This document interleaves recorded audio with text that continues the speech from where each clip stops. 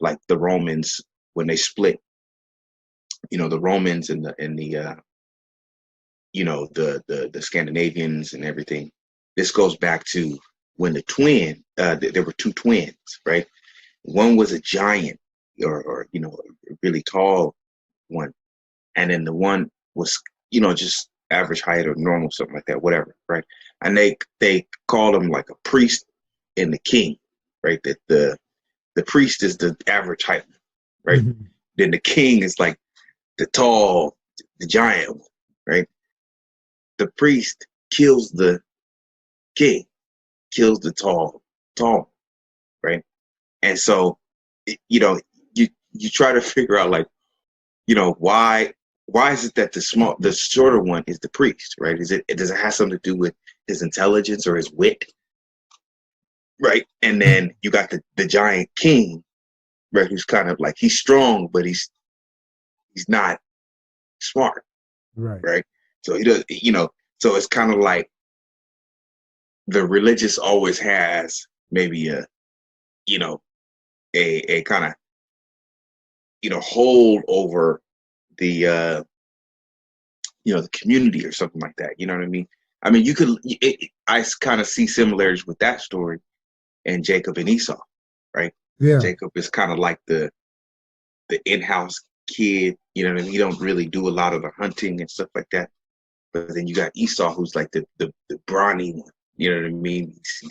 He's a hunter, you know what I mean? He's, whatever. And Jacob ends up stealing, Esau's birthright, right? So it's kind of like you got he's sneaky, yeah. Yeah, you know what I mean? So you got the priest king kind of mentality going on again, right? Because who was supposed to get the blessing? Yeah, Esau. Supposed to be Esau, right? So he's kind of like supposed to be the one that gets the inheritance, the wealth, mm-hmm. right? But Jacob ends up, taking it from him, and of course, the whole story is, Jacob, even when they were in the womb, Jacob had him by the heel, had Esau by his heel. So, it's just weird things like that. I think there's something about anybody that seems like, a physical challenge or, not normal. There's, you have to place something on them to make yourself feel better. Mm-hmm. In order to say, like, that's how I feel better, is to put something on them. You know what I mean? It's like, okay, yeah, they're tall, but they're not smart, right? Yeah. Okay. Yeah, there's always got to be a takeaway. Yeah, he's smart, but he's ugly. Yeah. You know what I mean? Whatever it is. You're a billionaire, but it's because you're greedy and you cheated. That's what they say, Right. Yeah. There's that's always like got to so be sacred now in today's, at least our generation. Yeah. This built-in deep resentment against any billionaire. Well, Elon Musk, he's a billionaire, but he's a cheater. He takes tax dollars. It was like, technically Jeff true, Bezos, but Jeff, and they did get him though. They did get him on that whole, when he was having when he had that whole relationship with some other woman or whatever, with what Bezos, I mean? Yeah, you know what I mean? So they slapped him with that, you know what I mean? And I don't really know enough about Bezos, you know what I'm saying? But to me, and this is not to, say anything negative about him, but I think there is a difference between Bezos and, say, Elon Musk, in the sense that Bezos doesn't strike me as the type of person he's not he's not as creative. Does that make sense? Yeah, it's more kind of like left brain. Like consumerism. How can we build up a network or whatever where everybody can just buy stuff from one thing, right? Right. Whereas Elon Musk is like, I want to go to the moon. I want to go to Mars. Like, we need to set up colonies. He's making stuff like that. Elon has a cultural statement he wants to make with his project. Yeah. And so that's one of the things that, I mean, but I get your point. You know what I mean? It's like, there's always a way. You know what I mean? It's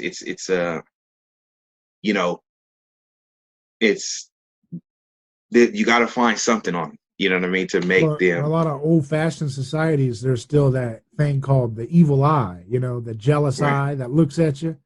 Yeah, yeah. And a lot of people in countries in the East and so forth, they talk about how difficult it is to have success in those countries because there's so much culturally acceptable envy baked into the community that if you try to achieve anything, they put that evil stink eye on you, and it's supposed to like catch you and draw you into their mimetic conflict and drama and hate. Right. And that's what they've talked about. The difference in America is that there's a cultural appetite to allow people to achieve without calling them a cheater and a crook and a con artist. Right. But that we're losing that because of identity politics and everything. We're losing that. Yeah. And that's something we can think about, talk about. I want to go back to that Jacob and Esau thing you said. What do you think is the message of that? What's the point of that from an anthropological thing? Anything that you can think about from that? The idea of I mean birthright from another, Yeah, well, I mean, I think it has to. Well, so I think the way that I'll just lay out the story, and then maybe we can kind of try to come up with something together, because that story is definitely difficult. But of course, I think it does lay out kind of the structure of twin rivalry, or doubles or whatever. You know what I mean? But the way I see it is, I think Esau marries a woman outside of the Israelite tribe, outside of the, his group, right? And so he gains like the resentment of his mom, of what's her name, Rebecca. Mm-hmm. And so Isaac, by that time he's blind, right? So he can't distinguish. He only knows Esau because he's really hairy, right? So that's kind of another, I think, trope on. He's an Italian boy. Yeah, you know what I mean, or whatever you want to call it. He's a caveman. You know what I mean? Neanderthal. Yeah, we'll call him Neanderthal. That's the one group we can talk about with impunity right now. Yeah, he's a Neanderthal. So Esau was a Neanderthal. He had that latent gene kick in. Right, he's a Neanderthal. And so, anyways, he's marries outside of the group, or marries outside of the tribe, or whatever they are, because at that time they weren't considered Jews. At that time, they were considered Israelites, right? That's not until after Jacob's name is changed, right? But Rebecca doesn't like that he, I guess, married someone outside the group. Jacob is not married yet, right?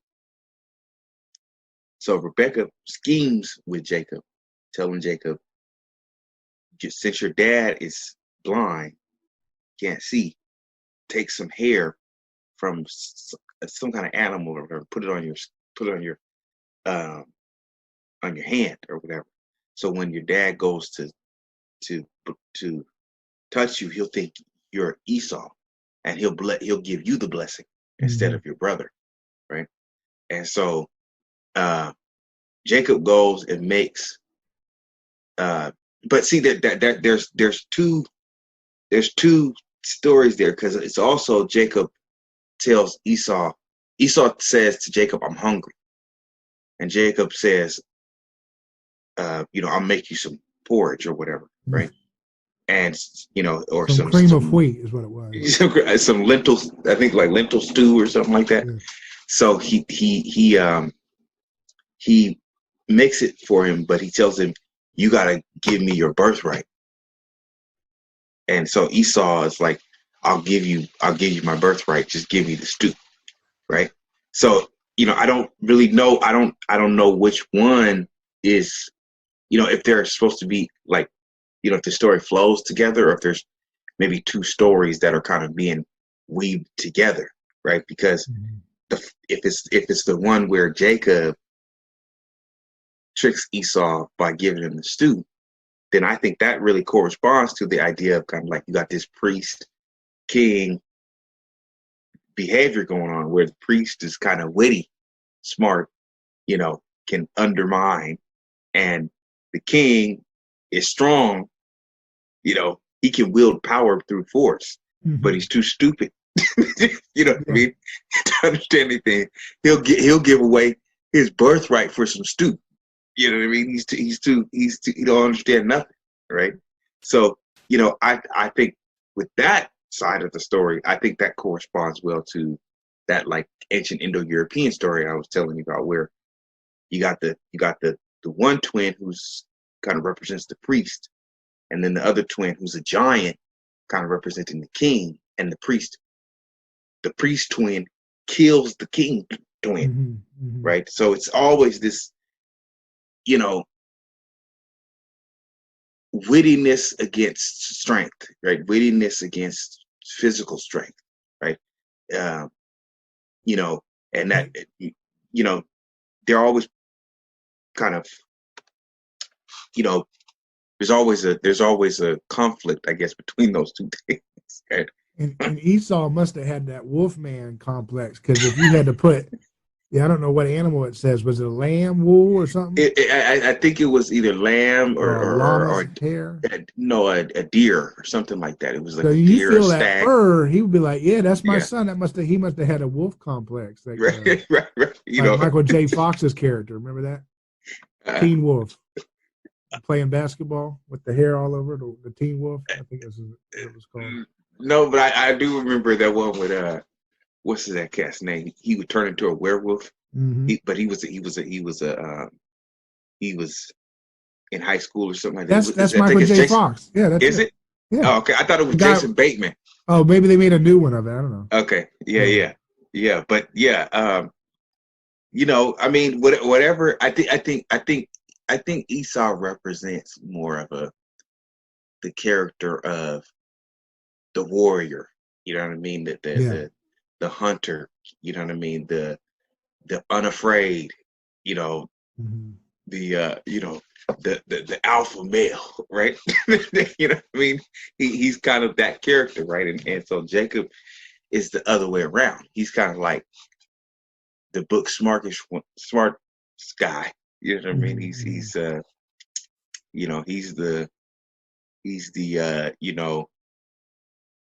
I'll sit at home, you know what I mean? Or I'll fish instead of hunt. You know what I mean? What do you think of some of the anthropological meaning there? I mean, is that just the way the Bible, the Old Testament is? It's kind of subverting the tropes of paganism, where in most pagan myths, it seems like, like it's usually honoring physical prowess, Yeah. The history belongs to those who slaughter the best and most ruthlessly and efficient. And right. I know there's probably a lot of legends and myths that also honor wits and cunning, of course, but mm-hmm. Do you yeah, think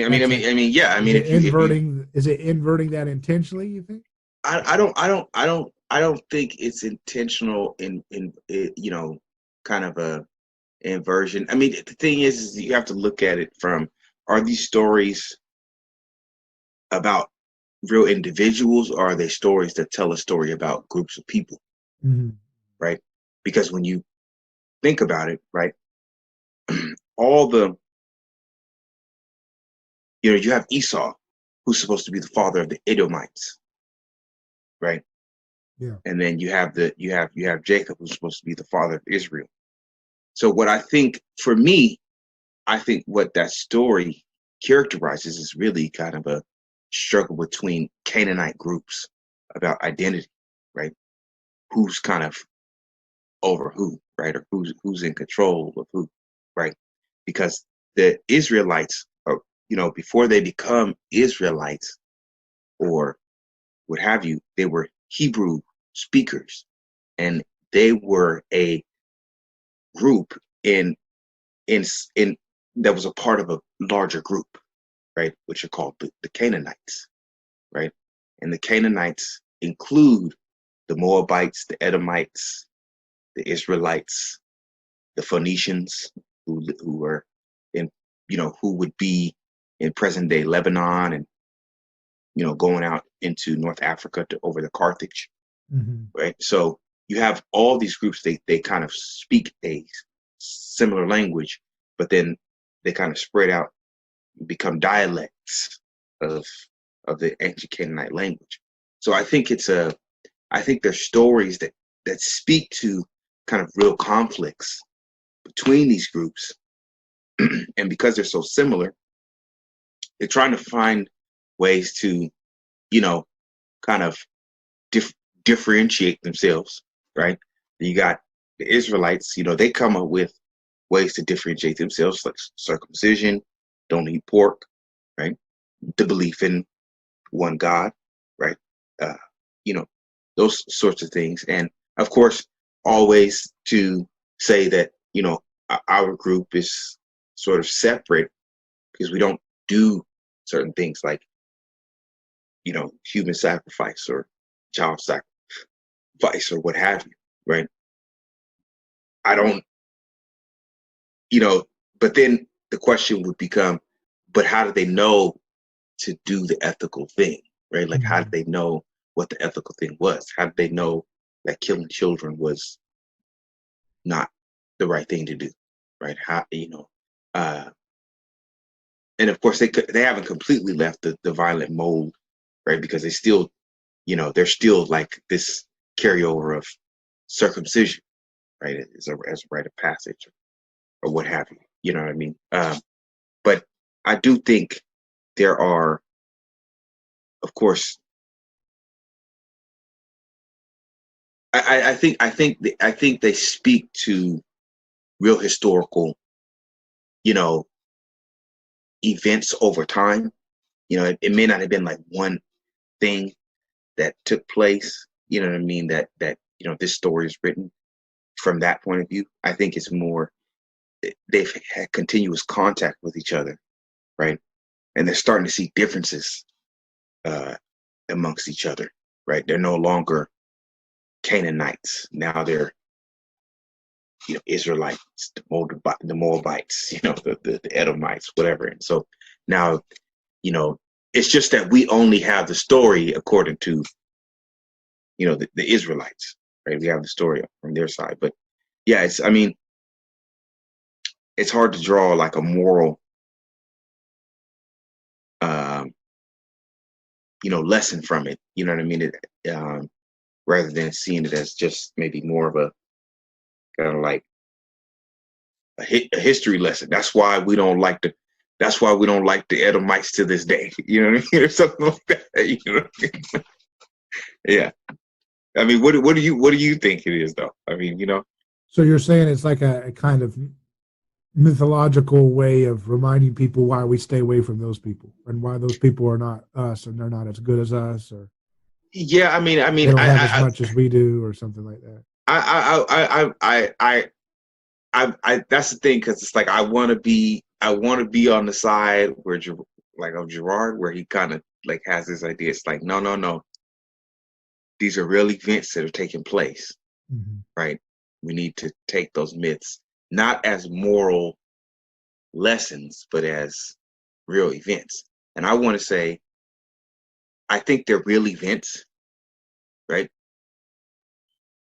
A moral lesson could be drawn after the fact, right? So you could say, well, this is what they did to our people, and that's why we don't go around them, right? So you got to, if you split that in half, this is the reason why we don't like those people. That's the historical part. That's the real fact, right? And then you say, and that's the reason why we don't hang around them. That's the moral part, right? It's like, this happened, and I'm telling you, don't hang around them because this happened, right? So, you know what I mean? It's. I think that the real event takes place, and then there's some kind of moral reasoning behind it. You know what I mean? I'm thinking about King. I want to think about David and Goliath too. That's an interesting story because you started off talking about how people who are tall can tend to be easy targets for envy, right? And yeah. I wonder if Goliath was being otherized a little bit there too. Maybe he had a different perspective. Maybe he didn't actually say, "I'll ground your teeth, your bones into Yeah. You know what I mean? But he Yeah, didn't say yeah, that. Maybe he was turned into Grindel a little bit. yeah, yeah, and Maybe he was yeah. an artistic guy. Maybe he actually liked to paint on the weekends. You know? I mean, Maybe so Goliath had and a that, mutation. You know, maybe he looked yeah, like Andre the Giant, but he wasn't 9 foot. You know, I don't know. right, yeah. I mean, yeah, it's hard to say because I kind of also feel like you know even with the Old Testament, right? Um, they're they're wrestling with scapegoating and not scapegoating. You know what I mean? It's they're going back and forth, right? They don't like the enemies.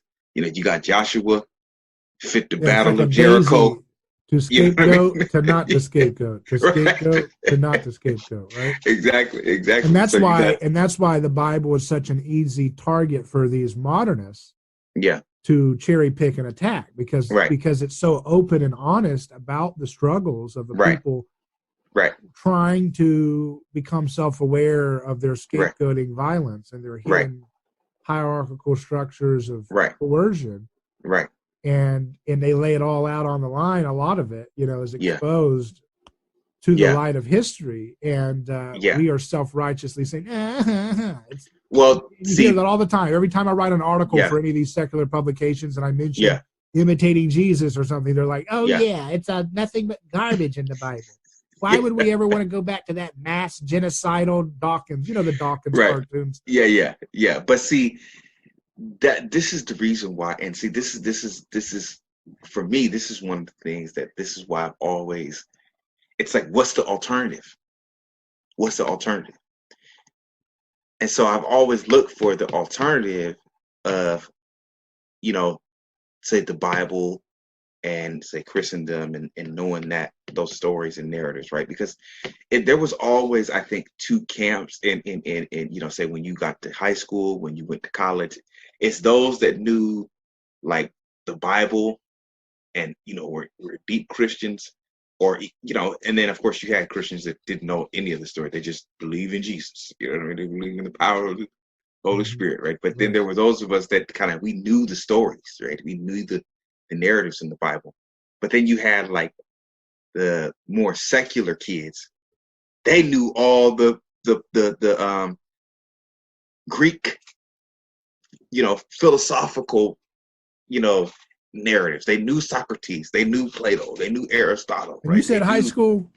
yeah, Not my yeah. high school. You had a nice high school, man. I tell you what, you No, make your man. high I school listen. sound like friggin' Athens or something. Everybody just walk It around it, with it was. olive trees I'm gonna and tell you something. things in their With hair. me being in the International Baccalaureate program, that's what it was like, right? It was like me, the lone star from Jerusalem, comes to Athens. You understand what I'm Are you saying? saying you were a scapegoat? How convenient, huh? I was something. I don't know what I was. Were you a I think I was. scapegoat? I think I was. I think I was. I think I was the newcomer, and then I wasn't. I wasn't. You know, I wasn't. So they, you know, they came from that background. You know, they came from that background of parents that were steeped in, you know, Greek philosophy and stuff like that. You know what I mean? Even if they weren't, they were given that opportunity to do so, right? And you know, I don't necessarily have a problem with that because I still believe that you know Greek philosophy is to be is you know it's it's a there's something about I think Greek philosophy that tends to try and uh, make everything about a talking point, right? Let's argue and you know we'll have rhetoric and grammar and we'll say all these things, you know, and logic to try and reason out, you know, whatever. But me, I always felt like it's just another way of a person trying to like beat another person in an argument, right? It's just another way of another of a person trying to sound smart enough or intelligent enough to try and win an argument because it can't win at anything else. You know what I mean? Like, you know, that's that the you know, if you think about Plato and stuff like that, I think he wrote something about the pharmacon or something like that, where it's like this idea that we don't we don't want the poets in the land. We don't want the poets, we don't want the singers and in all of that, because they tell too much of the truth, right? In their with their poetry. They speak to too much of the reality of life or whatever, and we can't get nothing done. We can't talk about anything if they're around. So we got to expel them. We got to get them outside, right? In order for us to have a conversation. And that's, you see that it's still like that today, right? In order for smart people, you know, intellectuals to do intellectual work, they can't be disturbed. You understand what I'm saying? Yeah. You can't have conflicts. So the only way to avoid that is to keep that at bay with the law, right? Or keep that at bay by force, right? In order for these intellectuals to get on television, right? To get on, you know, C-SPAN, right? Or whatever it is, and talk, you need some kind of civility, right? Can't have people, you know, going off, you know, about something that pissed them off the other day. You know what I mean? You need a space or a square or a circle in which people can do that kind of talking, right? Interesting. Yeah. So And you're talking about the public. You're not talking about just academics, the academician circles in universities. You're talking about the broader yeah, narrative I'm of what does it mean to be an intellectual, right? yeah, what it means to be a philosopher, And that's falling right? apart right now, though. Yeah. It's falling apart because they're not.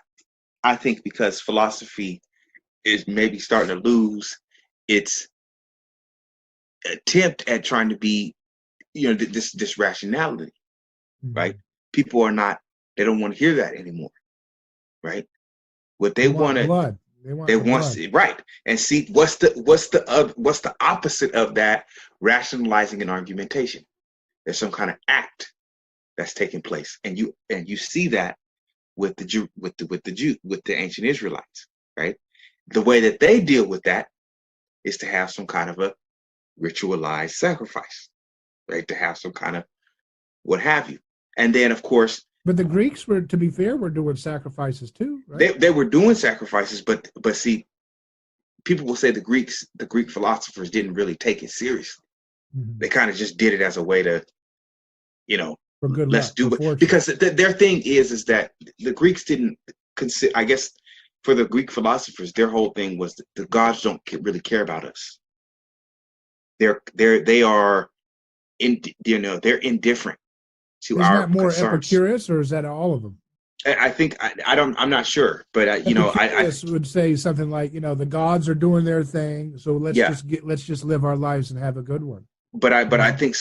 think Socrates thought that too, Okay. right? It's Yeah. that if Apollo is whatever, he's above, you know, he doesn't really care about my what I'm doing, right? Mhm. You know, they don't have the time to concern themselves with human affairs in such a way as to bring plague or blessing. You know what I mean? They're doing whatever they're doing, right?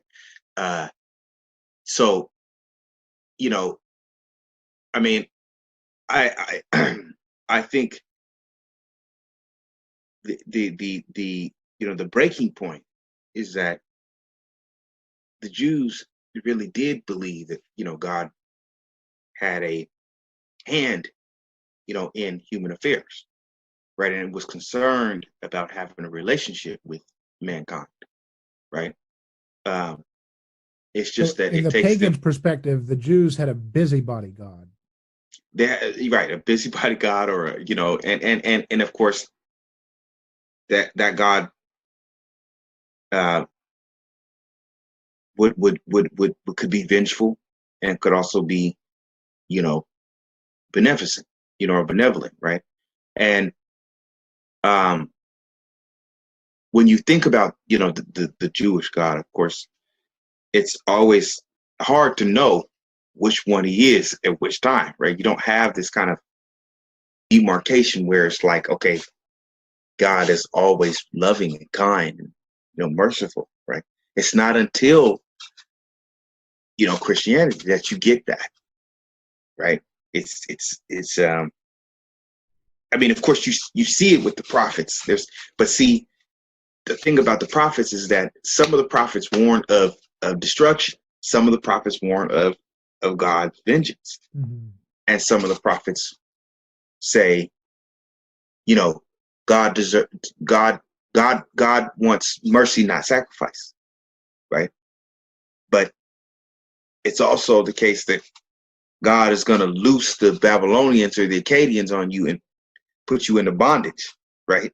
You know what I mean? He's going to use the power of another group because you haven't been, you haven't been keeping to the law, right? You haven't been following the law. You haven't been, you've been worshiping other gods. You've It's been kind of like committing karma adultery. too, there a little bit. The Right. idea of you reap what you sow, and right. if you're antagonistic and lawless, you're going to attract that kind of lawless antagonism onto your neck. Right. And that's the thing. It reminds me of that power of positive thinking, where Mm-hmm. where the head leads, the body follows, and where your mm-hmm. where your mind leads. Mm-hmm. If you're always thinking you're going to get sick, you're going to attract disease. They say because your mind. The placebo effect is a real phenomenon that's more powerful than science has any understanding of. So the idea of like the placebo effect of a society sowing violence into its reality through conquering from other countries mm-hmm. is interesting. Yeah. I mean, I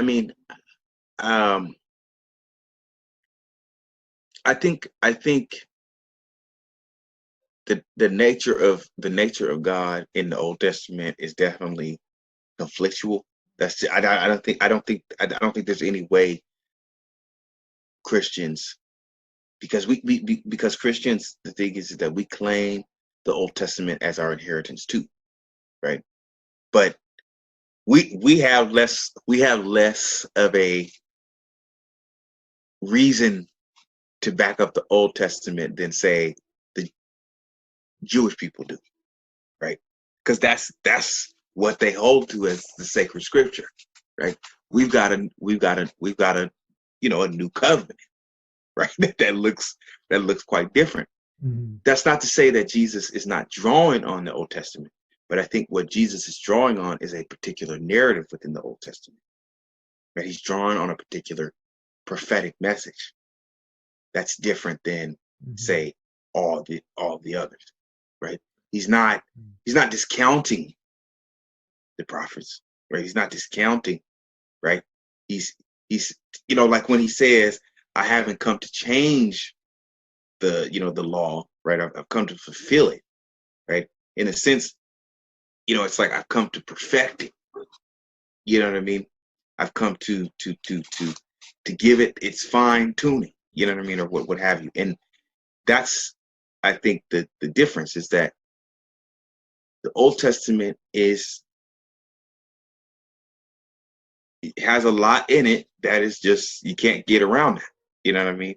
And for Christians, for me, I always interpret that as we were getting there. We just, you know what I mean? We just had too many scandalons going on. There's too many, there's constant stumbling blocks, right? And that's not that's natural, right? That happens, right? Mm-hmm. But Christ comes and he kind of, you know what I mean? It's and that's why it's the idea of like God in the flesh, because it's this perfect example of living, a righteous life, right? And that's something that even the prophets couldn't totally, live up to, right? Moses, is not able to see the promised land because he says something negative towards the Israelites, right? I would probably say the same thing, given the fact that those cats, you know what I mean? And of course, this is me going back to the whole thing of, if I was back there, I would have done better. You know what I mean? I'd have been better, right? But I probably would have said the same thing that Moses said. Like, you ungrateful, you know, sons of bees. Like, you know what I'm saying? I done sat here with you guys. But Jesus calls the religious hypocrites a brood of vipers. Brood of vipers. That's right. Snake, which is interesting because it calls back the seed of the serpent. You know, right from the garden. Right. You guys are part of that serpent thing, which is that's pretty mean. So how come Jesus gets to say mean names, but we can't, and that makes him perfect? But when we say it, it's I don't know. I don't know. I mean, maybe, you know, I don't know. I mean, I you know, it could have something to do with the fact of like telling the truth out of truth versus truth out of anger, right? Like, I'm telling you about yourself because that's what you are. Versus I'm telling you. But wasn't Moses right that they were grumbling? Hey, in my opinion, he was right. Hey, because you imagine you staying with the people for that long and they're still like complaining. But what if someone took over the microphone for that narrator part and said, "Yeah, we had to put old Moses out to pasture"? It could have been the alpha chimp that had outlasted his welcome, and there was some young bucks waiting to take over as the new alpha, and they had to write it off in the story. Right. Well, we took old Moses, went up to the mountain, and an angel put him to bed. Yeah. Okay. Sure. Exactly. Okay. I'm skeptical of that. You know what I mean? Maybe I'm skeptical of that. Yeah. Maybe. But you know why I think? Yeah, exactly. Someone, you know, the old man went. He said, "Look! You can see Canaan from here." Pop, you know, throw him in. Put a little sign on that says, "Yeah, the angel put him to bed." You know, and it's like that's it. We'll call it a day. Yeah. He's a little too cranky. This guy sounds like, you know, right. The old Grumpy Man movie. Remember? So it's like, you know, the thing about the text that I think is important about the Bible. You know, when we talk about the Bible. Mm-hmm. It's the story of Israel, right? Yeah. And then Jesus becomes Israel. So it starts off, to me, I see the Bible as like a documentary. Mm-hmm. You know that movie, you know the opening of The Simpsons where it's in the clouds? Mm-hmm. The Simpsons, and then you go straight into a town, right? Right. That's how I see the Bible. Like it's like the story of man, and then you're in the clouds, and then you go zoom in on a little town. In that little town, you're going to start tracing their development, and that's this people. Right. And so I see the Bible as like a documentary with various narrators holding a camera, because you know, when you watch a TV series, they have a different director on some of the episodes. Mm-hmm. There's a different style, different angles. Some of them are not as good as others, and that's kind of part of the anthology of a TV series or something. Yeah, and I see that similarly with the Bible anthology, is that you're getting this microcosm story that is a representation of mankind, right, and also the individual through anthropological evolution. And so it's the relation. What does the word Israel mean? The word Israel means to wrestle with God. Right. So the Bible is the story of wrestling with God. Yeah. And so to me, if you're going to read the Bible appropriately, there needs to be some wrestling with God in the engagement of it. Yeah. It's a flat text. There's no wrestling. Yeah.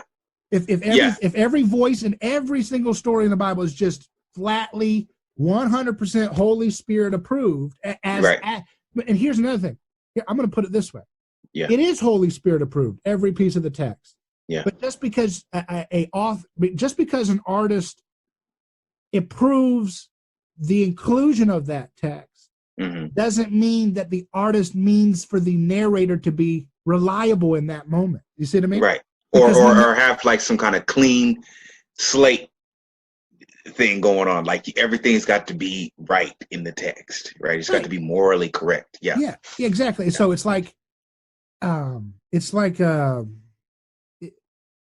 think so many modern Christians deify the Bible to the detriment of the Bible. So when you idolize the Bible, you objectify the Bible, and you denigrate the Bible, because the line between adoration and murder is thin, like Gerard says. I like that line. Yeah. And so you adore the Bible, but in your adoration of the Bible becomes made in your image. where you say, well, if I was God, I'd make a flat dictatorial message. Right. And everything is just you obey. You obey. Right. That's the message. Because that's how a lot of Christians read, particularly the Old Testament, and then they read it in the New Testament. It's just obey, which that's not Christianity, that's Islam. Now, there is obedience in of course. Yeah. But the idea that that's the ultimate message of all the text, just obey.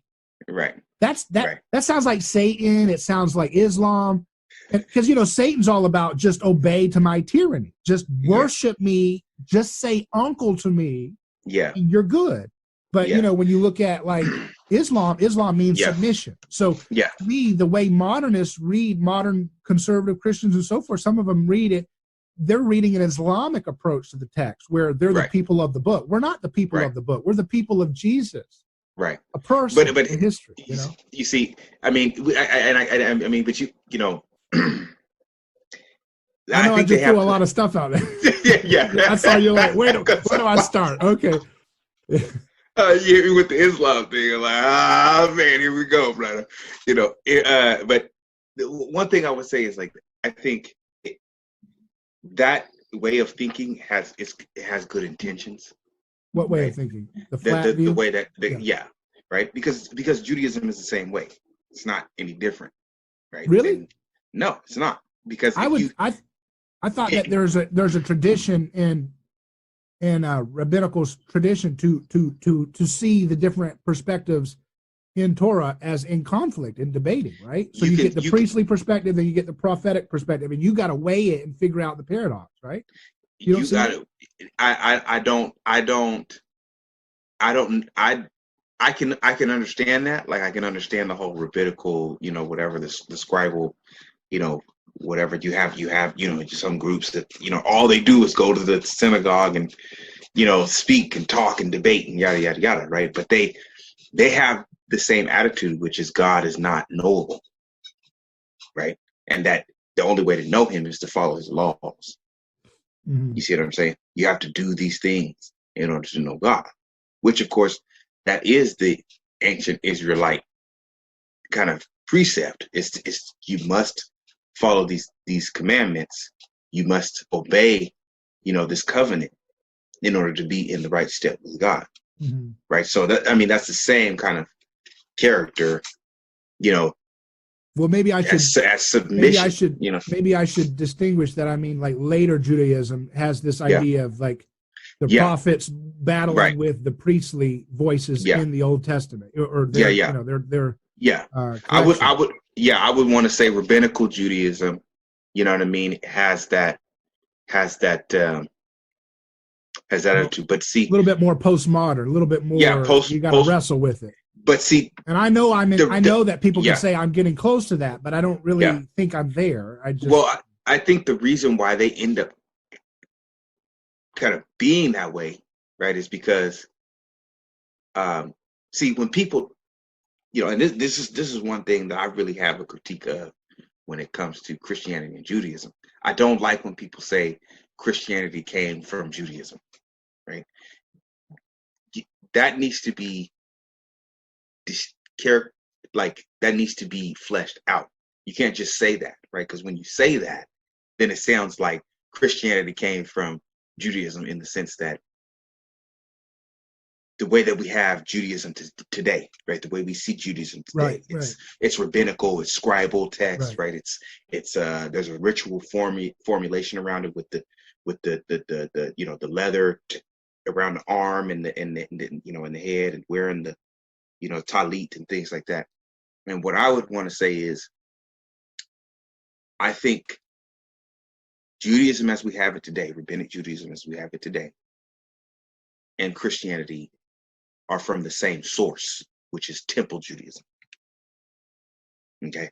And, you might say Judaism as we have it today, right, or since Second Temple Judaism, is more of a scribal type of Judaism, and they're debating amongst each other about what is and isn't correct within the text, whereas Christianity kind of follows more of the ritualistic, the rituals that you see in Second Temple Judaism.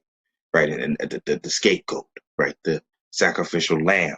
You see what I'm Mhm. saying? Mhm. Because we already have come to the place of having a Messiah.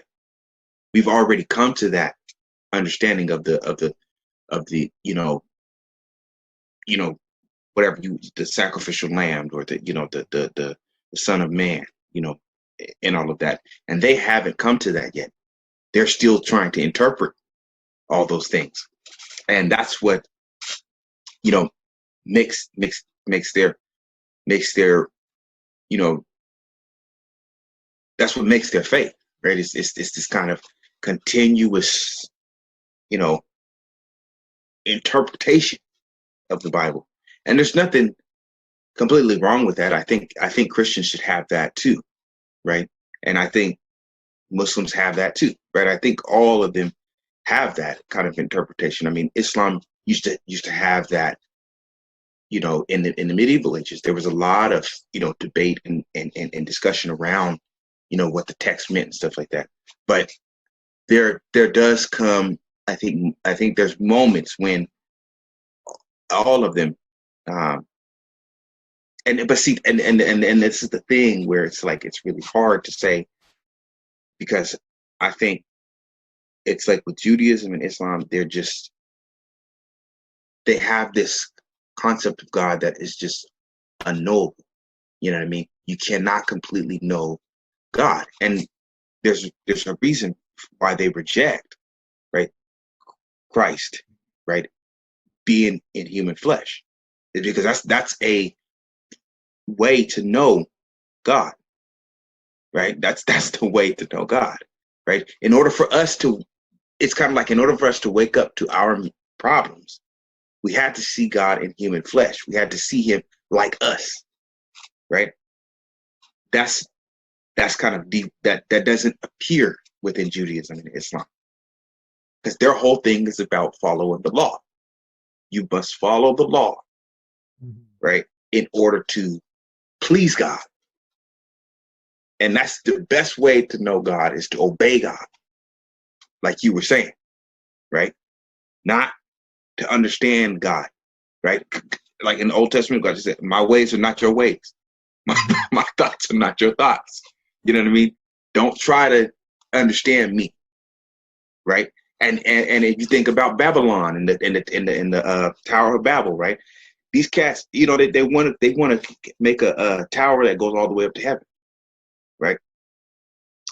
There's this professor's name is I think Leon Koss or something like that, and he kind of has his own like hermeneutic of that, where he says the reason why the Tower of Babel failed, right? And God says, "Let us confound their language so they can't understand each other," is because he there's this idea that a society, in order for it to stick together to have cohesion, they need a law first. They need legal boundaries first in order to create the state, right? You can't have the state without creating rules first. And so God destroyed their attempt at creating a tower because they had not uh, created a legal system that he could have the stamp of his approval, you know, on a legal system set down. It was not until Moses that happened, right? But of course, the Tower of Babel is in Genesis, Mhm. right? And so you see all these things happening, right? And then once the law comes, see, then the Jewish people or the Israelites, they know what to do. They know how to act, and it's up to them to do it or not, right? It's before that they were kind of like in confusion. You know what I mean? Because they didn't know, they didn't know what they were. They didn't know anything, right? And it's like after the law comes, now you got this precept or whatever that's there that you got to follow, Mhm. right? And every time they don't follow that, then that's where you get this kind of like push and pull. You know what I mean? They're not, you know what I mean? So I you know, for me, like it's not that like I'm against laws and stuff like that. I'm not against the legal tradition and stuff. I mean, we've talked about this before. I think in the sense that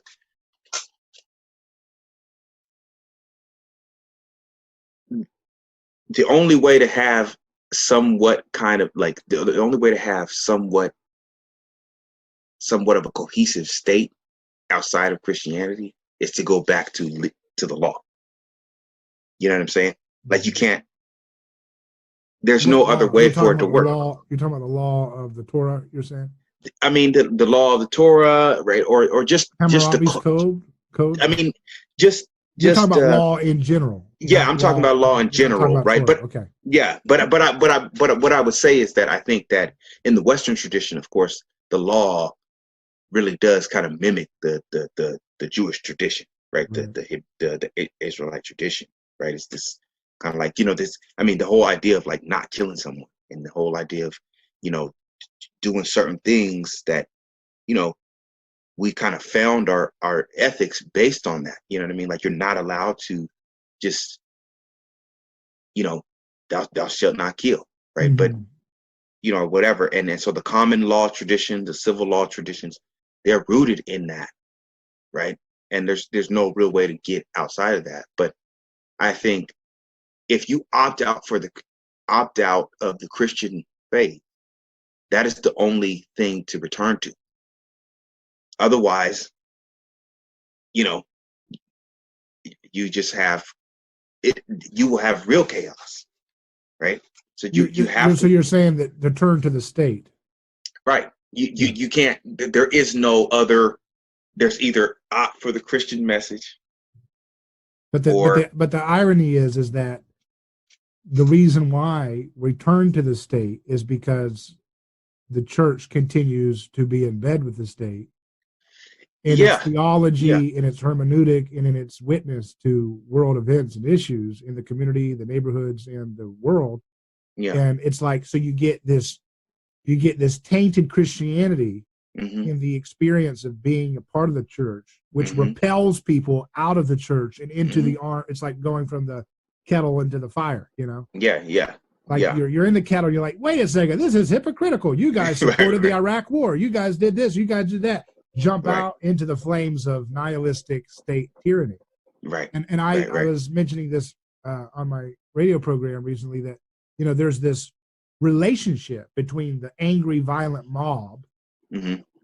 I heard in Louisville they're having the Black Lives Matter affiliate there is threatening businesses, like you've got to get a grade from them, Hmm. how many people of color you hire as percentage of your staff, and all these different rituals you have to do, or Yeah. else they will not protect you from vicious, aggressive protests, or Hmm. maybe worse. You know what I mean? Wow. So it's like mafia style, and you look at that Yeah. stuff, and you're like, wait, we're reverting back to something that we're trying to Hmm. get past. Why are we going Hmm. back here?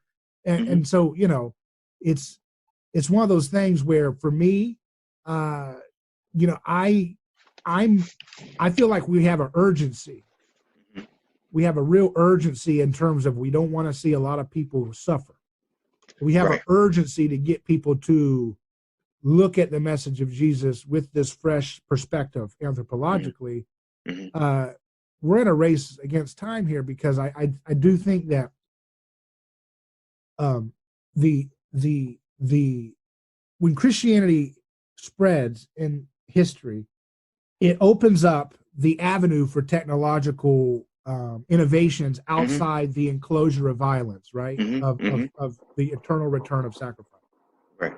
And of course, it does it slowly because, like everybody will say who's skeptical of Christianity, Christianity and the church participated in burnings and so forth. That's right. Right. But Yeah. it's slowly losing that luster, and it slowly starts to make the texts more Hmm. realistic, so that when we read our recent history, we're repulsed by the liar of the Right. narrator Right. lying about those people causing the plague or these people causing this or what have you. So we're Right. becoming really irritated by our ancestors. Yeah. And Well. so, Yeah. yeah, Yeah. well, Well, so what I wanted to ask you is, then why do you think people opt out of the Christian message? Is it because they're skeptical about the nature of other people, right? In the sense that how do I know this person is really going to live by the Christian message? I don't know if he's really, you know what I'm saying? You're talking about like going to church and not trusting the church people there? No, I mean, let's say, both of us came from different religions, right?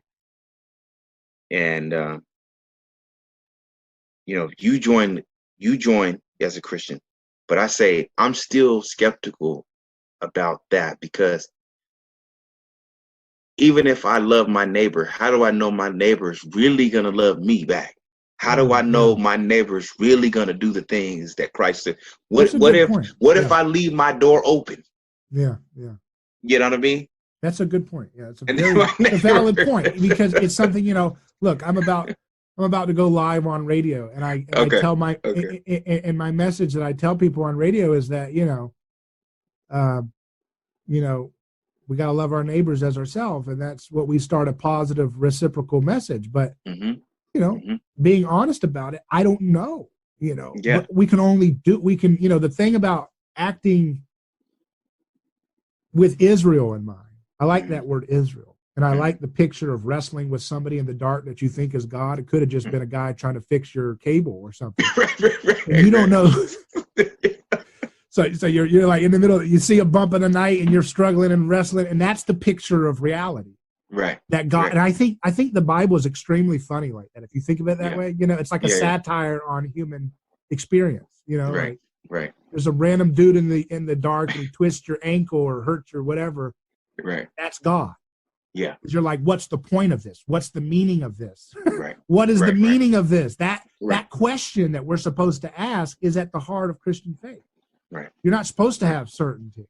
Right. And that's something that people don't want. And that's why we continually reject Christianity, not just in the classical metaphysical, oh yeah, that's fairy tale, but in the much more honest thing, which is not wanting to be like Christ. Right. And so, you're right. I mean, to say to someone, hey, try this out. And they say, well, what if I love my neighbor and they destroy me? And some people have used that to say that Christianity is an enabler of abuse. Yes. That Christianity enables the oppressors to continue their persecution because it's not tough enough on persecutors. Right. And that's the room by which this, what they call critical theory, has now come in and taken a hold of our culture, because they've said, no. Christianity is a conspirator in collusion with the wicked capitalists, the patriarch community, and the whole, the white supremacists, the whole thing, So it's okay to tear down Jesus statues if their skin tone is a little bit too white, because that's just a symbol of Christianity's long-held conspiracy, collusion with evil, wicked race, and an evil, wicked gender, and an evil, wicked economic system. Right. And and you see that, and this, this is not this whole narrative of kind of like Christianity being weak, an enabler, a weak religion. Machiavelli, I think, called it a woman's religion.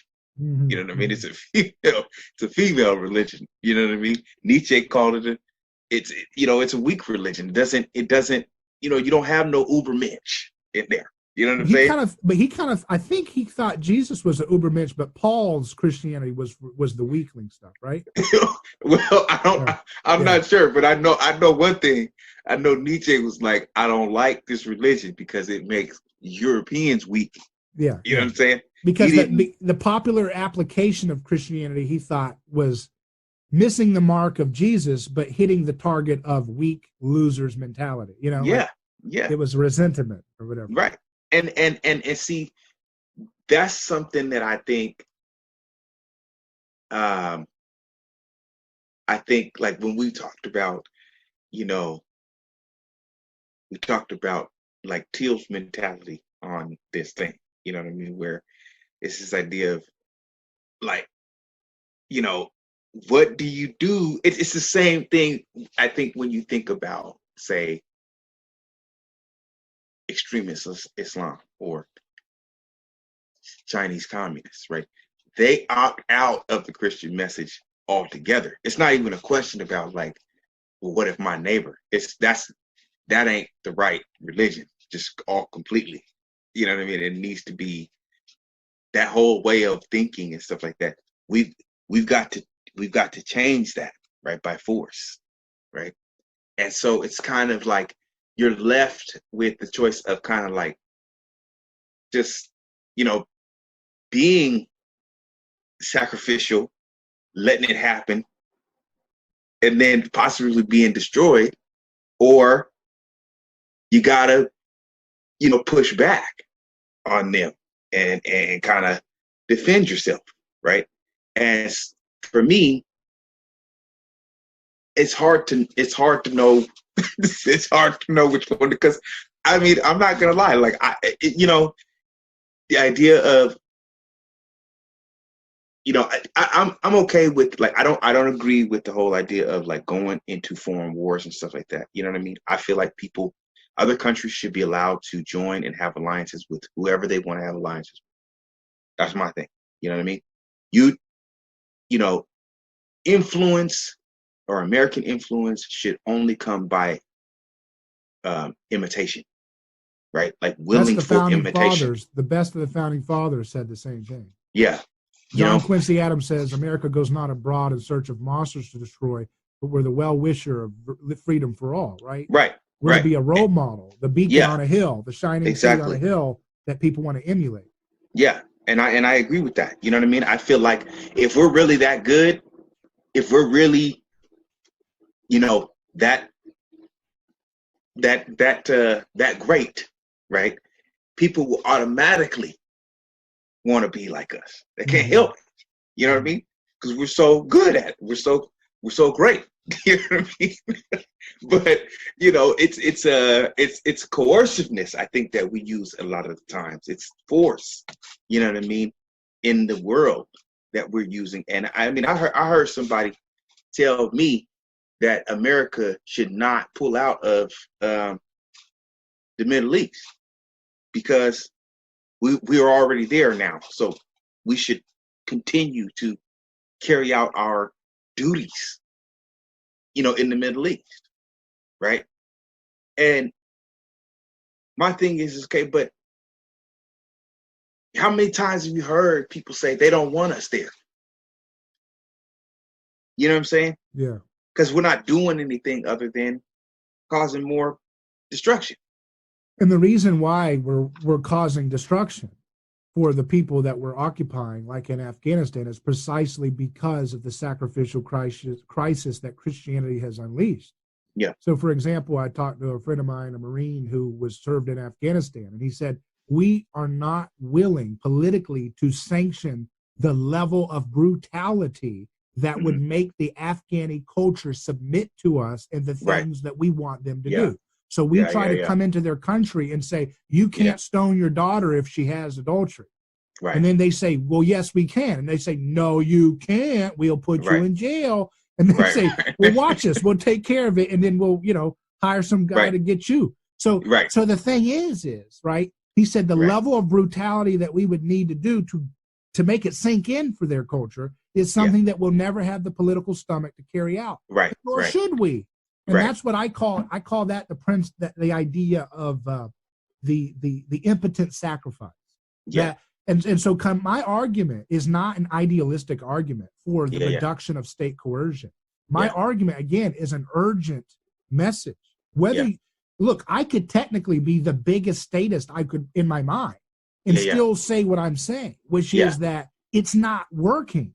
Right. It's not working. So the level of violence that we would have to do to get the Afghanis to do what we want them to do, to force them to adopt concern for victims, to force them to educate their children the way we want to and not stone their daughters, we will not crucify them. We will not crucify them on the road to Kabul. Right. We're not willing to be the Romans. Right. We're never going to do that. Now, will we do now? Again, the dumb argument would be, well, we have examples of soldiers doing, but that's not sanctioned. Right. It's not sanctioned. At least it's not officially sanctioned. It's stuff in the shadows. It's road stuff, and some of them go to prison for it, and some of them get off the hook. But it's not the official policy. Right. If we would if we were in Afghanistan and we said, all right, on the road to the Capitol, there would be 500 people crucified for defying Right. our authority Right. that says no stoning of daughters. Those Right. people might pay attention. Right. But you know Right. who else Right. would pay attention before? The American people Right. and the And they Western would condemn world. that. Right. Right. They'd say, "No, Yeah. my God, They it put would it be on the blast. worst thing ever." Yep. Beyond comprehension how bad it Yep. would be for us. Yep. It would And, be and on top of that, bro, I'm not even gonna lie. That's scary, even thinking about that. But The you fact have to that we think have that way. the You see it, capability to do something like that. You know what I'm saying? That's one reason why I could respect the Romans, and at the same time see them as very, just so much unlike the way we're able to think, because they were willing to go out on a limb to give witness to people, to say, look, if you mess with us. They were willing to go out on their limbs on a cross. You know what I mean? You know what I'm saying? Yeah. You know, I mean, they weren't afraid of that. You know what I mean? The Persians weren't afraid of that. But you know what I mean? it's because they did not have the infection of Christianity in them. Yeah. And so another common objection I might hear is, are you telling me that nobody in the Roman Empire prior to Christ had a problem morally with crucifying? No, I'm not saying that. But what we're saying is, as a culture, it was not a thing that could be socially condemned. Right. And that's what matters. It doesn't matter what, 3000 BC, there could have been a guy when they were stoning people 3,000 years ago, or 5,000 years ago. There could have been a guy in that crowd that's like, I don't like doing this. This is gross. Right. So we're not saying that, But right? he wasn't going to say it out loud. Do you agree with me about that? We're not saying that all humans never had a conscience for what they were doing in their sacrifice. Do you agree with that? No. I think they did, and of course, I mean, when you come amongst other cultures, first of all, you have to remember the Romans were not just in Rome or Italy, right? I mean, by the time they became an empire, they had many different ethnic groups that were a part of, that were citizens, right? And some of those citizens, like the Jews, had different moral codes, moral standards. So for them, that would have been automatic, like, we don't agree with crucifixion, right? But of course, they had their own moral standing, which is stone them to death. You know what I mean? So of course, every, I wouldn't agree with the fact that, like, every single person. Right. We're not making it. We're not doing histrionics here. We're not making an example of to say that pagans were all just bloodthirsty savages. That's not correct. That wouldn't be Christian to say that. You know what I mean? Have to do in order to get, other countries in the Middle East to do what we want them to do. Do what we want them to do or perform. We have to use the kind of force that we're not ready to use, comfortable. Yeah. And it's one of those things where, bombs, of course, are brutal. Right. But it's something about the torturous aspect of the old way of doing terror. Right. That sends a kind of imprints of, Mm-hmm. And so there's obvious torture in a bomb. If a bomb goes off, blows your leg off, you're in torture. Right. So let's not mistake that, but we don't see that. We see the little, it's a very abstract thing. We saw that recent Lebanon blast here. Right. And it was just this abstract, strange, almost like sacred phenomenon, not really, it's just terrifying. We don't know how to process it. Right. And then they always say, well, this is just, we're going after terrorists. And we're like, well, yeah, terrorists are the worst scumbags of all time.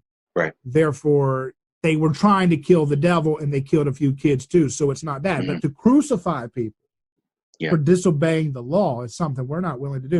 And it's the same thing for my argument against the, the tough on crime crowd here in America, right? Mm-hmm. Which is that, they say we got to get tougher on crime. We need to get cracked down harder. We need to increase the policing. We need to get over there and do all this stuff.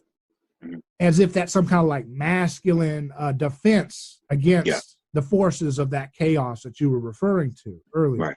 Yeah. And here's the problem with that. Same thing. Mm-hmm. We're not willing to do the level of violence necessary to make sacrifice actually slightly efficacious as it was in the old times. Right. So, for example, if a sheriff says, I don't like drugs, Mm-hmm. so what I'm going to do is I'm going to go to the public square of my town, and we're going to live record people being crucified for selling a certain level of marijuana, cocaine or any other drugs that we're going after. We're going to live record it. You're going to be able to go to the city government website and watch people being crucified or publicly flogged or what have you. Right. Now, me just saying that in the modern context make people recoil. What are you talking about? That's the level of violence that would need to be employed to make the logic of the sacred survive, right? Because the whole point of it is you have to make something so terrifying that people say, you know what, I was going to sell this weed, but I'm throwing it in the river. I'm done. I just watched this crazy sheriff crucify 10 people. This guy's crazy. They saw the president. They saw the president of the Philippines. That's what happened. Exactly. That's No, but I get the point. The Philippines have not had an infection quite as long historically with Christianity as we have, which is why a president there can even get away with that kind of stuff as public policy.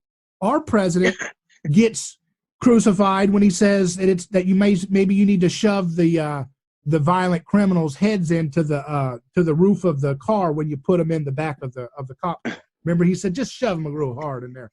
And he gets crucified for that. So we're not even talking about public floggings or anything like that. We couldn't take it. So here's the thing. What do we have instead? We have a very feminine approach to law and order, which is a prison. So that's a very overly motherly, like in a negative, not in the good part of motherly, the bad perversion of motherhood, where it's like, you will be my child for the next 55 years in prison because you're naughty and you got high on a drug, or you sold a drug, or you were the girlfriend of a guy who sold drugs and you're part of a conspiracy. That's where most of these people go to prison, is conspiracy laws. The federal confine you on timeout. So we're going to put you in our little, cubby hole. And we're going to feed you. We're going to give you socialized free medicine. You can learn a degree. You can have therapy. You can have little jobs. You can get 10 cents an hour making rape-resistant curtains, which they do. Yeah, license plates. So that's That's not tough. That's like mothering. Yeah. So these people on the right who are like, yeah, we're tough. We're going to put them away. It's like, no, you're actually that's weak, because even though prison is torture on some level, it's not crucifixion. You've got air conditioning sometimes. You've got a place to air conditioning. You've got And I'm not. I mean, look, it's bad in some places. I hear these. They come onto my show. But the point is, you still got a roof. You still got food. You don't got to pay for the food. You're not. You're not on display. Pay for the Snickers, and the Snickers is a premium price at the the commissary or whatever. But, they give you a chance to think through your mistakes. Right. That's very Christianized. Right. Even though I hate it, even though I'm against it for most of these nonviolent crimes. So the question is, look, we're at this weird moment where the impotence of sacrifice will continue to make our attempt to reassert it blow back. Yeah. Because what would happen, Shannon, if one sheriff in America decided that he was going to publicly whip or crucify a person accused of a crime, any crime for that matter. But let's say the crimes that they say we need to get tougher on, like drugs and stuff like that. What would happen? Like, tell me, what would happen? Well, how would the public respond to that? I mean, I don't know. He'd probably go into hiding. That's probably the best option. And we know, or commit suicide. You know what I mean? It's like, bruh, you don't really have any other choice. And we know that our sensitivity to victims is making our prison system itself on the hot seat for needing to reform the ways it handles things. The rights of a prisoner and the things that they're put through. Yeah. So my question is, you got two ways to deal with law and order. You can do it the way that imitates Christ, but you can do it the way where you say, let's return a little bit to the sacred. Let's return a little bit to some tough. Well, yeah, and that's what I meant about, I think, kind of like turning back to the law in the sense of kind of like there's because I think that people, like you said, they can't fathom returning back to like this ancient sacredness, but I think they would opt for kind of like the Judaic legal tradition, right? The following the law, and if you don't follow that law, there's punishment. But of course, the ancient Israelite tradition also has violent modes to deal with problems. You know what I mean? I mean, if you commit adultery, you be stoned to death. You know what I mean? So I mean that. Yeah. But my point is, can you have a law without it being enforced with violence? Like, no, for example, I don't think. I don't. Well, let me put it this way: not law. Yeah. But can you have a public good? Mm-hmm. Like, let's say we in the public good, in the interest of the public good, we say in this society that it's wrong to commit adultery. Now, I know that's weak right now. That's been weakened. Yeah. But that's a moray that we don't enforce necessarily with violence. See, right. You don't go to prison if you do adultery. Right. So can you have that same effect for other vices and sins that should not be punished with the law? Saying can we have a society where we say in America we publicly frown on people being addicted to drugs and selling them, but we're not going to employ sacred violence to stop it because we're going to act a little more Christian about the way we deal with this sin. Yeah. We might shun you. Yeah. We might shun you. That's kind of a proto scapegoating. You're like, you're not invited to our parties anymore. Right.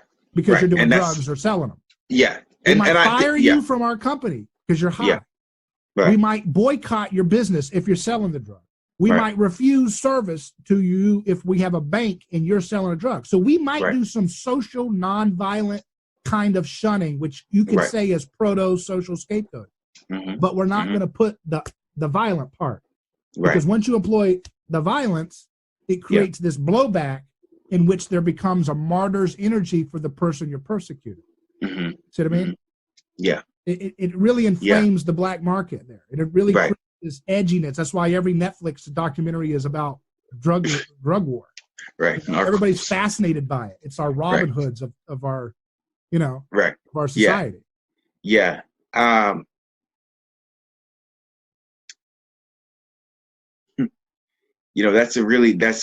what it's just really hard to think about ways in which to have people do the right thing without fear, without fear of the of the right hand, right? And I think you might say, maybe our society is still in a push and pull relationship with that. You know what I mean? I mean, the thing is, like, even Paul recognizes his faults. He said that I ought to do, I do not. And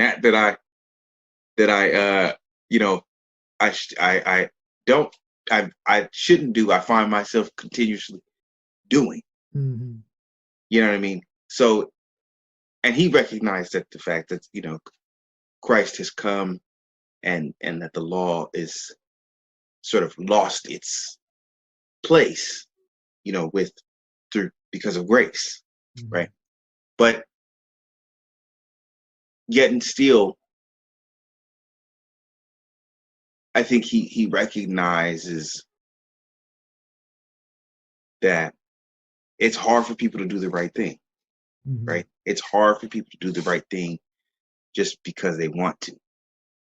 And but it's so easy to me. Here's why. It's not easy to do. It's not easy to do the right thing. Okay, but here's why I think it's simple.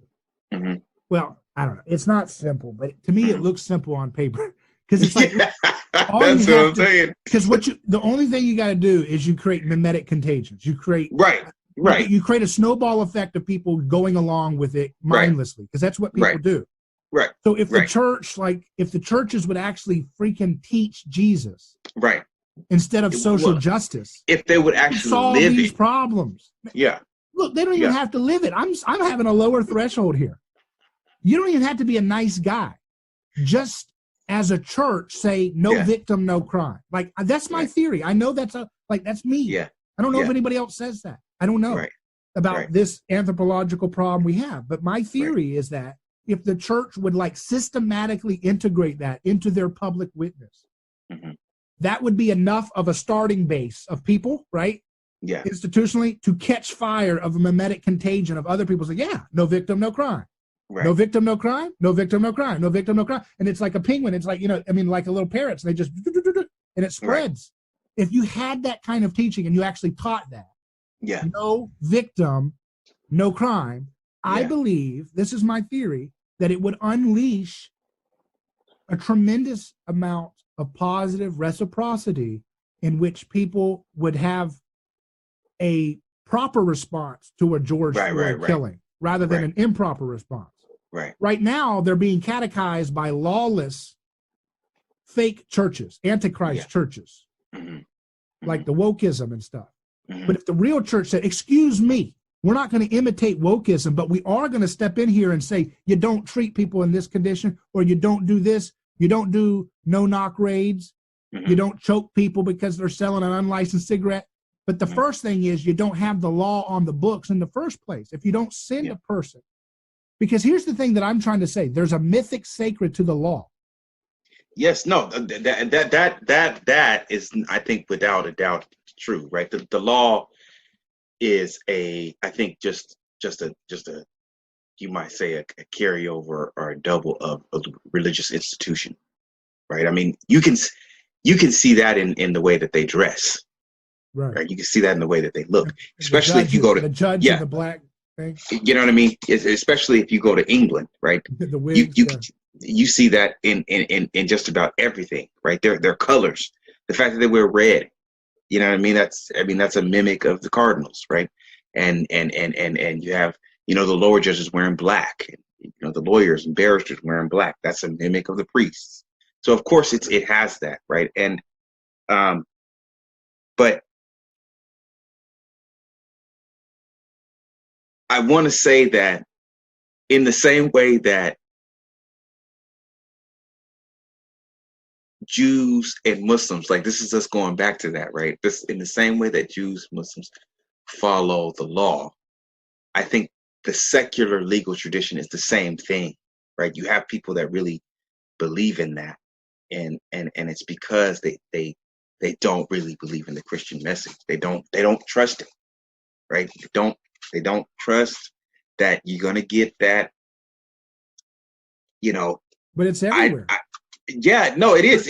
I mean, and maybe that's also the influence of the Western tradition is this legality kind of thing stuff. Let me give you an example. Like alcohol. A lot of Christians said, and women especially were saying, we got to ban alcohol because there's a lot of abuse with alcohol. Yeah. And so the question is, if we were going back in time in that moment, what you're kind of saying, and to analogize it, is like someone saying, well, wait a second. If we keep alcohol legal, are you saying that we're not going to get pulverized by drunks everywhere? And the question is, technically, you can't say yes, because you can't say, if we keep alcohol legal, you'll be safe from a drunk husband. That's not correct. Right. But at the same time, when you take that shortcut to heaven, the heaven is my husband can't have alcohol and hurt me or whatever. Right. Which led the women's suffrage, the women's movement to go on board with this prohibition. Right. To be able to go in there and say, wait a second. So if we use the law in an abusive overreach right here, it's not going to just solve the problem. It's actually going to make it worse, because now you're going to create a profit motive for moonshine, which is even more addictive and toxic. Right. Because it's easier to port when a black market. When you have a black market, things get smaller because you got to give them that same hit at a smaller package. Right. So you can distribute it because of the danger of distribution. Right. So you get this rise of the moonshine and hard liquor, and at the same time, you get a skyrocketing of the murder rate. Yeah. So in Tampa, 75 murder rate per capita, it's like double what Detroit and Chicago are today during their drug war. Once you legalized alcohol, that murder rate plummeted back. It went down. So here's the thing. To me, that's Jesus's turning of the cheek principle. He's creating a social ordering principle there. If you resist evil with violence, it will reciprocate more violence. So the lesson so you're saying like we got to teach people that you can trust that if you try liberty with Christ, it will succeed. And I'm just saying, we have examples. Just show people. Like teach the church. I'm literal. I'm saying it. Yeah. Teach the church. Yeah. This is why you can, because like Fox News listeners, 80 people died in Chicago today. This weekend, 80 people shot in Chicago. What's the Democrats doing? It's like, come on. So stupid. Why don't you teach people? Like, yeah, of course there's nihilism with Democrat cities, but it's so dumb to make it that simple. The reason it's there is because of the lawlessness, because Al Capones are running around Chicago. Al Capone couldn't run around Tampa as much once they said, wait, that was a wicked pagan use of the law to create a Christian outcome. Wait. So they stopped it. Now, did it solve alcohol? No, there's still alcoholic drunks right now.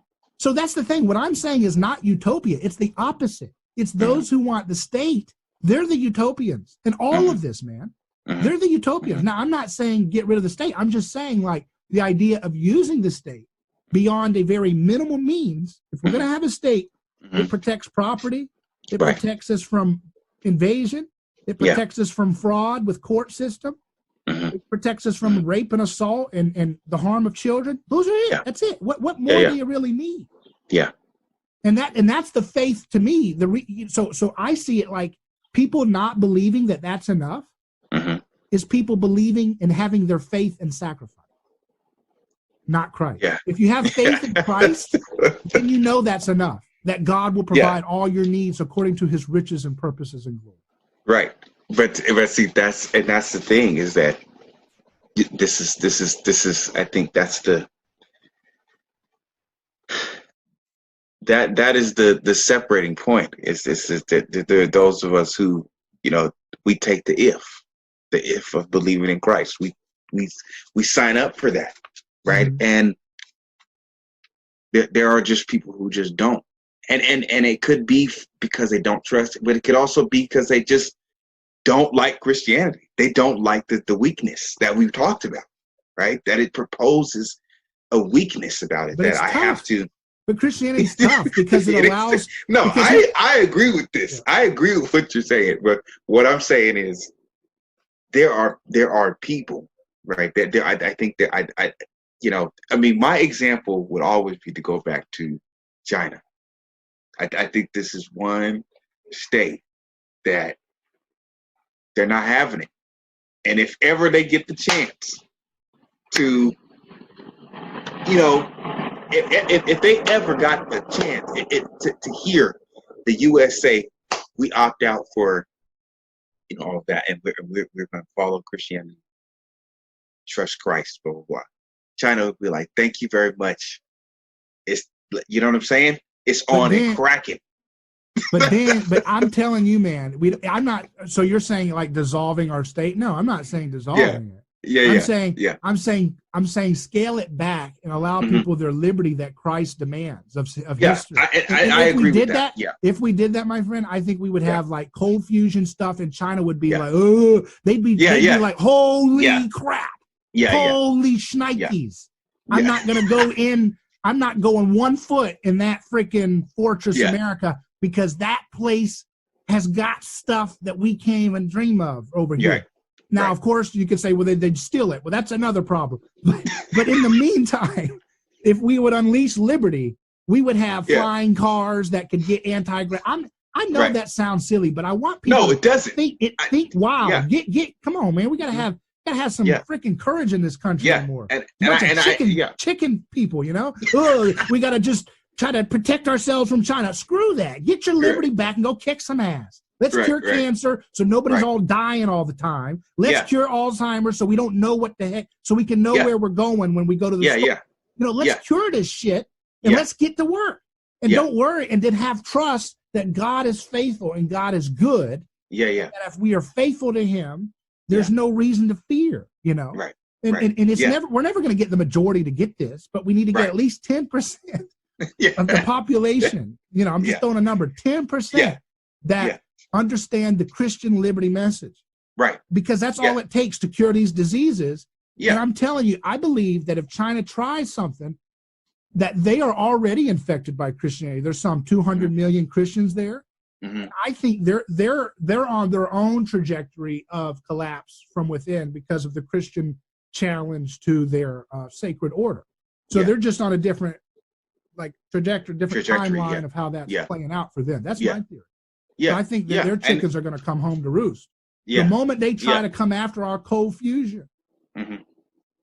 and Yeah. our transmutation and our Yeah. Yeah. anti-gravity Yeah. to And use I it against us, they're going to yeah. be already getting smoked by their own internal opposition. That's my Yeah. theory. Yeah. Yeah. And I see that. And I totally, like, for me, 100%, I'm on board with you. You know how I feel about the whole scientific revolution. Like, we need to, whatever. We should be on that track. You know what I mean? I'm completely for that. You know what I mean? I don't see why we haven't cured cancer. You know what I mean? It's been whatever you want to say. Since the 1970s, we talked about doing that, right? And so, you know, I agree with you. I agree with Elon Musk. I agree with Peter Thiel. I agree with, whoever else you want to say. You know what I mean? But I also am just, I don't know. Maybe I gotta let the faith work its course to get over that whole idea of somebody coming over here and just being like, America effed up with that whole Christian message. So now we're gonna go ahead and, we'll go ahead and forward hand and backhand them. You know what I mean? Now, I think we will have technology that when they try to come at us, they're going to get their weapons blown up in the sky Yeah, yeah. before they can get off the plane. That would be filthy. That's if something like that, you know what I'm saying? We could do something like that to where any kind of attack could be thwarted by, immediate cutoff. I'm down for that. You know what I mean? It's like a meteor coming. You know what I'm saying? You just I blow don't the think meteor up. China. I don't think China's ruthless like that. I mean, some of them are, but I think they're more like if we scale back our government. Yeah. If we scale back our government, I think we'd be more dangerous to them than they would possibly imagine. I think they know that. I think they are smarter than that. I think they're terrified of us becoming like a liberty country again. Yeah. Because they're going to get smoked. Yeah. They're going to get smoked. I'm telling you. Yeah. Because then everybody wants to be like us. Yeah. Not just that, but also look at all the friends we'll win around the world again. Right. We'll gain our respect back from all the sideline countries that are watching the fight between China and America. Right. And not to say that they're sidelined, but I mean in that dispute. And then the second thing is we're gonna be able to have such efficiency, right, that you could scale that government down that we have down to like 10% of what it is now. Right. And it would have more lethality to defend against any kind of weaponry. It would be like night and day. It'd be like alien technology versus our good friends the Neanderthal. Right. Right. I'm serious. I really believe it. No, I believe that's what Jesus wants. He wants us to have that kind of amazing comfort. Yeah, of no, blessing, I think you're right about that, right? In the sense that, see, nobody pays attention to you when they, when they think you're, or it's kind of like being like the nerd in high school or whatever, right? Everybody kind of looked at you as like, you're just a nerd, right? But then once you got out of college and became the chief engineer or whatever, it's kind of like now everybody wants to be your friend, right? And I think that model that what I'm saying is kind of in the same mode, right? Is that if America pulls back from trying to be the cool guy on the block, be the strong man, and really turn our scientific enterprise into our strength. Amen. So it's not that we're not tough right now. We look like weaklings, right? Because we're so insecure, right? That if one country in the Middle East doesn't do what we want, we got to do a whole media blitz to loot them, and everybody sees it, and everybody knows that we're an insecure, bloated empire. Yeah. But if we were to become a scaled back, decentralized republic, And I'm not saying that it's, an easy process, but if we were to become a lean, decentralized republic, in which each states could have their own cold fusion reactors, China ain't touching us. And when Chinese people look on television and see that we've got unlimited 24/7 energy panels powering our homes, we don't need a grid anymore, they're not going to put up with the nonsense back at home from their government, because they're going to say, wait a second, I don't need you.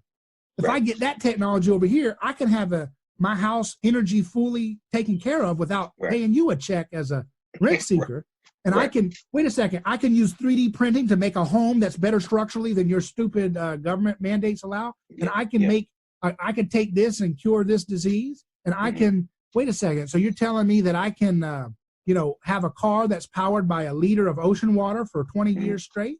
Why would I go back to you guys? You guys are not. So government, you don't take on government, you make government obsolete. Right. But it makes it's like a catch-22. Government is so entrenched in holding us back with their regulations and distortions of the market and freedom that you have to kind of reduce some of it to make them obsolete. So it's like they strangle us so much like a parasite that it's so hard to even think outside the box or do anything to start doing the innovations to make their garbage sacrifice more obsolete. So you have to kind of pare it back, innovate, pare it back, innovate. That whole process, I think, is what we need to think strategically as people that love, civilization. It's a scaling of the tentacles, but you're not going to get them all off. But you scale some of it back, you get some innovation. Right. And I believe that the Christian liberty message would cure the racial and gender strife. Not cure it completely, but I think it would heal that and tune that, relax that a little bit. I tell you, when I talked to Angela Yee of the Breakfast Club, right? Here's a person, when she had Rush Limbaugh on, they couldn't see eye to eye on anything. But when I talked to her, we were on the same page on like almost everything at the end. She was bringing up my idea. I talked about Jubilee zones where we go into inner cities that have been plagued by poverty and say no income tax, no payroll tax, get rid of all the victimless crime laws, get rid of the gun laws, get rid of the drug laws, get rid of all those regulations, get rid of the licensure law, so you don't have to get a big expensive thing to cut a hair or something. Get rid of all that, have a Jubilee zone. And she's like, oh, I love that, right? Yeah. She was a little bit tricky. She was a little bit hesitant about repealing the gun laws. But I was like, wait a second, that's where all your stop and frisk happen, because they can stop her. Oh, I think you got a gun. It's like, no, if that man owns a gun, he ain't doing nothing to you. He's not threatening anybody. He's not brandishing anybody. Yeah. He's not accused of her. Leave him alone or her alone, right? But see, that liberty Jubilee concept is from Christ. Yes. Yeah. And if you did that, I think people in different races and genders would say, hey, it's not so tight in it. It's not so constricting anymore. It's not so like pressure cooker. Yeah. Wait a second. I got my own paycheck. It's not going to solve it. It's not a panacea. But it's that's what Christians should be doing, Yeah. These are some good thoughts, man. It's we've covered a lot of ground, right? But I'm gonna have to think more about this whole, do we need a little bit of the sacred in order to? You know what I mean? It's because I really